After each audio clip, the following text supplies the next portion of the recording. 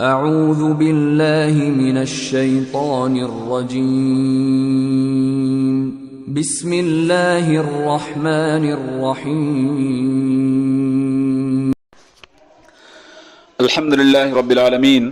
والصلاة والسلام علی نبینا محمد وعلی آلہ وصحبہ اجمعین واشہد ان لا الہ الا اللہ وحدہ لا شریک لہ واشہد ان محمدا عبدہ ورسولہ اما بعد۔ کئی احباب نے مجھ سے سوال کیا ہے کہ فطرے کے سلسلے میں کچھ باتیں پیش کی جائیں، لہذا میں مناسب سمجھتا ہوں کہ فطرے کے سلسلے میں کچھ بنیادی معلومات کو پیش کروں، اللہ رب العالمین سے امید رکھتے ہوئے کہ اللہ رب العالمین ہم سب کو ان سے نفع اور فائدہ پہنچائے گا۔ صدقہ فطر احادیث کی روشنی میں اسے زکوٰۃ فطر یا صدقۃ الفطر کے نام سے موسوم کیا گیا اور یاد کیا گیا ہے، جبکہ اردو زبان میں فطرہ یا فطرانہ کے نام سے لوگ اسے جانتے ہیں۔ اب سوال یہ پیدا ہوتا ہے کہ اسے زکوٰۃ فطر یا صدقہ فطر کیوں کہتے ہیں؟ تو اس کا جواب یہ ہے کہ چونکہ ایک مہینہ مسلسل روزہ رکھنے کے بعد جب شوال کا چاند طلوع ہوتا ہے اور عید کی خوشی دینی شعار ایک مسلمان کو نصیب ہوتا ہے تو اس کے لیے روزہ رکھنا اب حرام ہو گیا، گویا وہ افطاری سے رہتا ہے، افطار اس کا سبب ہے، لہذا اس کو صدقہ فطر کے نام سے یاد کیا گیا ہے۔ اگر اسلامی شریعت کی روشنی میں زکوٰۃ فطر کو جاننا چاہیں کہ اس کی تعریف کیا ہے تو اس کی تعریف کچھ اس طرح ہوگی۔ ماہ رمضان کے اختتام پر نماز عید سے پہلے جن چیزوں کو اللہ کے رسول صلی اللہ علیہ وسلم نے فرض قرار دیا ہے اور جتنی مقدار میں فرض قرار دیا ہے اور جس کے حق میں فرض قرار دیا ہے اس کو ادا کرنے کا نام فطرہ ہے۔ اس کی تفصیل انشاءاللہ آئے گی۔ یہاں ایک اگلا سوال پیدا ہوتا ہے کہ اس فطرے کو نکالنے کا وقت کیا ہے؟ اس سلسلے میں دو باتیں ہمارے لیے جاننا مفید ہوں گی۔ پہلی بات تو یہ ہے کہ افضل وقت اس کے نکالنے کا یہ ہے کہ نماز فجر سے فراغت کے بعد عیدگاہ جانے سے قبل اس کو نکال دیا جائے، جیسا کہ ابن عمر رضی اللہ عنہ سے مروی حدیث کے الفاظ ہیں: فرض رسول اللہ صلی اللہ علیہ وسلم زکاة الفطر صاع من تمر او صاع من شعیر علی العبد والحر والذکر والانثى والصغیر والکبیر من المسلمین وامر بها ان تؤدى قبل خروج الناس الى الصلاة۔ صحیح بخاری 1503، صحیح مسلم 984۔ اس حدیث کا مطلب یہ ہے کہ اللہ کے رسول صلی اللہ علیہ وسلم نے زکوٰۃ فطر کو فرض قرار دیا، ایک سا کھجور یا ایک سا جو غلام اور آزاد پر، مذکر اور مؤنث پر، چھوٹے اور بڑے تمام مسلمانوں پر، اور اس بات کا بھی آپ نے حکم دیا کہ اسے نماز عید کے لیے جانے سے پہلے نکال دیا جائے۔ لیکن اگر صحابہ کرام کی زندگی پر غور کیا جائے تو جائز وقت یہ ہے کہ چاند کی خبر ملتے ہی یا 29 رمضان کو یا زیادہ سے زیادہ 28 رمضان کو اسے نکالنے کی کوشش کی جائے۔ اس سے پہلے نکالنا نہ تو کسی صحابی سے ثابت ہے اور نہ اللہ کے رسول صلی اللہ علیہ وسلم سے ثابت ہے۔ لہذا ہمارے دور میں بہت سارے لوگ جو فطرے کی رقم کو یا فطرے کے غلہ جات کو رمضان کے شروع میں یا اس سے پہلے یا بیچ رمضان میں مطالبہ اس کا کرنے لگتے ہیں یا اس کو نکالنے کے لوگ کوشش کرتے ہیں، یہ بات نبی صلی اللہ علیہ وسلم کے سنت کے صریح خلاف ہے۔ لہذا اس عبادت کو اسی وقت ادا کرنے کی کوشش کی جائے جس وقت اللہ کے رسول صلی اللہ علیہ وسلم اور صحابہ کرام ادا کیا کرتے تھے۔ یہاں پر ایک اور سوال پیدا ہوتا ہے کہ اگر کوئی شخص نماز عید سے پہلے اپنا فطرہ ادا نہیں کر سکا تو کیا عید کے بعد وہ ادا کرے گا؟ اس سلسلے میں آپ کو میں بتانا چاہتا ہوں کہ ابن عباس سے مروی حدیث میں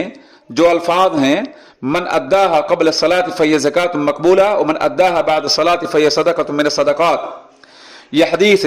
صحیح الترغیب میں 1085 پر ہم لوگ ملاحظہ کر سکتے ہیں۔ اس کا مطلب یہ ہوا جس شخص نے اپنا فطرہ نماز عید سے پہلے ادا کر دیا تو اس کی زکوٰۃ مقبول ہوگی، ایکسیپٹیبل ہوگی، اور جس شخص نے نماز عید کے بعد اس کو ادا کیا تو یہ عام صدقہ ہوگا، فطرے کا اسے حق نہیں حاصل ہوگا اور نہ فطرے کی فضیلت اسے ملے گی بلکہ اس کے قرض کی ادائیگی ہوگی۔ اس لیے یہ بات کہنا صحیح ہے کہ جو شخص بغیر کسی عذر کے اپنا فطرہ ادا کرنے میں تاخیر کرے اور عید کی نماز کے بعد ادا کرے، ایسا شخص نبی صلی اللہ علیہ وسلم کے حکم کی مخالفت کرنے کی بنیاد پر گنہگار ہوگا، جیسا کہ بہت سارے علماء اور فقہاء نے اس کی صراحت کی ہے۔ یہاں ایک اور سوال پیدا ہوتا ہے کہ اس فطرے کی مقدار کیا ہوگی اور کون چیزیں اس میں نکالی جائیں گی۔ اس سلسلے میں ابو سعید خدری کی جو حدیث ہے اس کے الفاظ ہیں، کنا نخرج زکاۃ الفطر صاع من طعام او صاع من شعیر او صاع من تمر او صاع من اخت او صاع من زبیب فی زمان نبی صلی اللہ علیہ وسلم۔ یہ بخاری کے الفاظ ہیں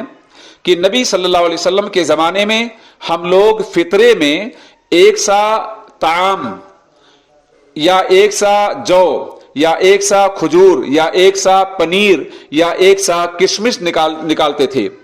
یہ ابو سعید خدری کی حدیث امام بخاری کی صحیح میں 1506 اور امام مسلم کی صحیح میں 985 پر ملاحظہ کی جا سکتی ہے۔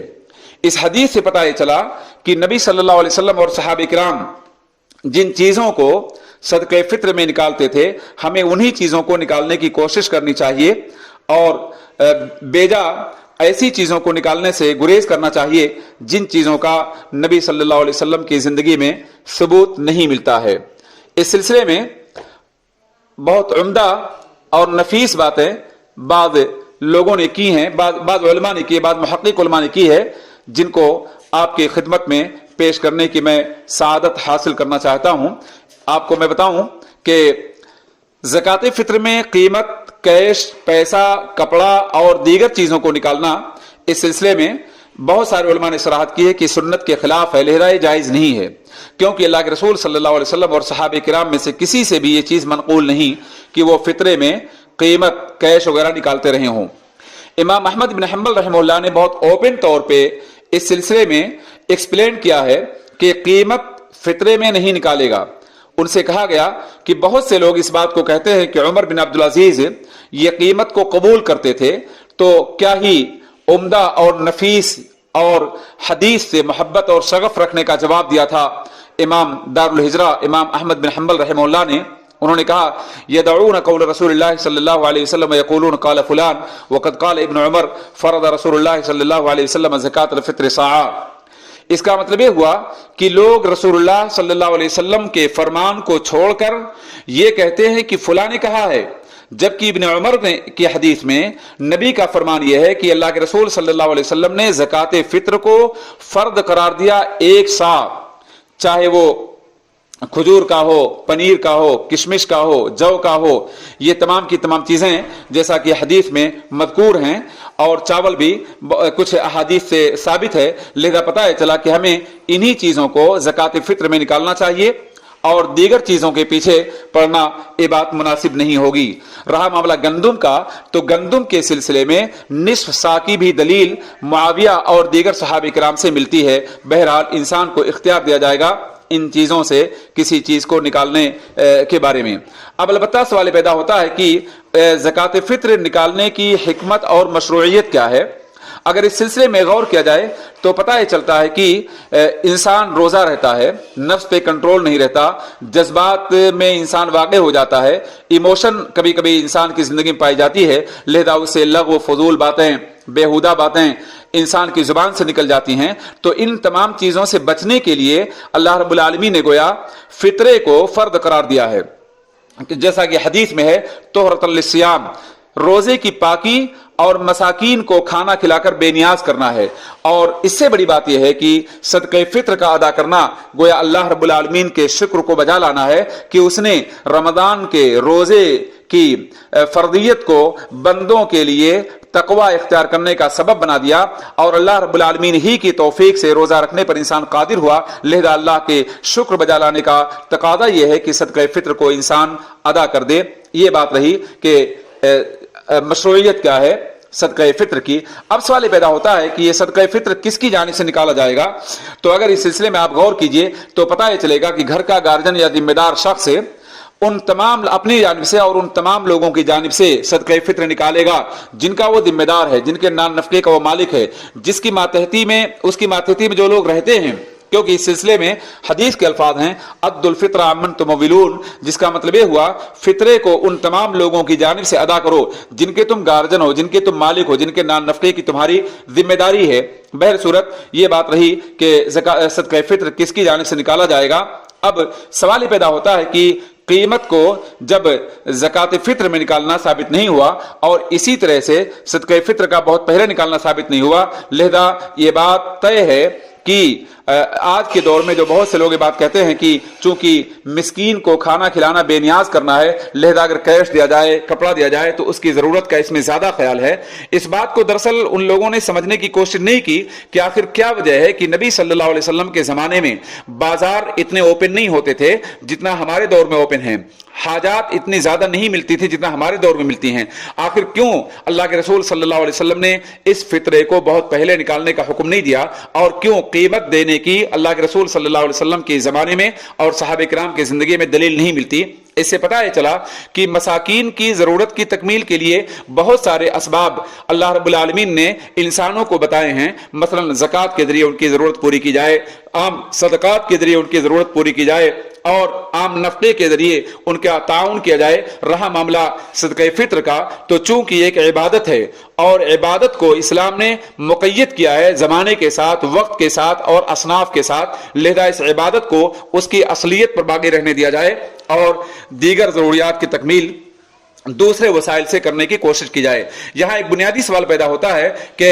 ज़कात फित्र के सिलसिले में हमारे यहाँ बहुत से लोग सवाल करते हैं कि किसको दिया जाए ज़कात फित्र, और कुछ लोग कहते हैं कि ज़कात फित्र उन्हीं लोगों को दिया जाए जो ज़कात के मुस्तहिक हैं, जबकि हदीस और कुरान में कोई ऐसी दलील नहीं है कि ज़कात फित्र के मुस्तहिक वही लोग हैं जो ज़कात आम के मुस्तहिक हैं, बल्कि ज़कात फित्र सिर्फ मसाकीन का, मुहताज लोगों का, जिनके पास रिज़्क़ के सामान नहीं, वही लोग उसके हकदार हैं, लिहाजा उन्हीं को ज़कात फित्र देने की कोशिश की जाए। यहाँ और एक सवाल पैदा होता है कि ज़कात फित्र देने के सिलसिले में क्या ये बात दुरुस्त है कि जो निसाब का मालिक हो उसी पर ज़कात फित्र वाजिब है? बात ऐसी नहीं है, क्योंकि इस्लाम ने कहीं भी ज़कात के निसाब की मिल्कियत को बयान नहीं किया है। सिर्फ इतनी बात है कि जो शख्स भी अपनी रोजमर्रा जिंदगी में खाने पीने से ज्यादा और फाजिल चीजों को रखता हो और जो आदमी अपने और अपने घर वालों की जानिब से इन चीजों को अदा कर सकता हो फित्रे में, उस पर अल्लाह रब्बुल आलमीन ने ज़कात फित्र को फर्द करार दिया है। लिहाजा ज़कात के निसाब से इसको मुक़य्यद करना इसकी कोई वजह नहीं है, जबकि इस्लाम ने इस चीज को मुक़य्यद ना किया हो। बहर सूरत अल्लाह रब्बुल आलमीन से मेरी दुआ है कि अल्लाह रब्बुल आलमीन मुझे और तमाम सामिईन को इन अहकाम के मुताबिक अमल करने की तौफीक दे। अल्लाह तो कबूल कर। वस्सलामु अलैकुम वरहमतुल्लाहि वबरकातुहू।